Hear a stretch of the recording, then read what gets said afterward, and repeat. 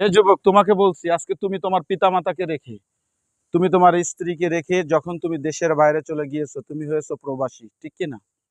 আর প্রবাসী যখন হয়েছো, তুমি তোমার জীবনে ভালোবাসা, আদর, মমতা, স্নেহ থেকে বঞ্চিত হয়ে গিয়েছো।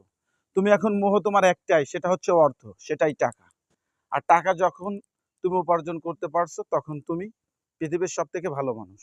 আর যখন তোমার টাকা নাই, যখন তোমার অর্থ নাই, যখন তোমার সহযোগিতা করার ক্ষমতা নাই, তখন তোমার কিছুই নাই। এজন্য তোমাকে বলছি, তুমি তোমার নিজের জায়গা থেকে একটু ভাবো।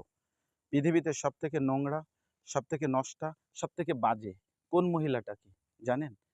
একজন প্রবাসীর স্ত্রী। আর ওই প্রবাসীর স্ত্রীকে আমাদের সমাজ নোংরা বলে, আমাদের জাতি নোংরা বলে, আমাদের সমাজ বলে যে বাজে মেয়ে। আর সমাজের সব থেকে বড় কষ্টময় কথাটা কি জানো কি প্রবাসী ভাই?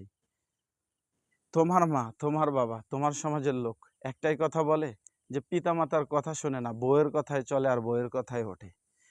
যে আজকের যে বউটা, যে তার জীবনের যৌবনটা, যে তার জীবনের প্রতিটা আনন্দ ঘন মুহূর্তগুলো সবকিছু বিলীন করে দিয়েছে, তোমার পথ পানে চেয়ে থাকে। এজন্য প্রবাসী ভাই, আমি তোমাকেই বলছি, তুমি তোমার স্ত্রীকে ভালোবাসো, ভালোবাসার মতো বাসো। আর যদি ভালোবাসো, তাহলে তোমার ওই স্ত্রী একদিন তোমার জন্য সুখের জান্নাত হবে।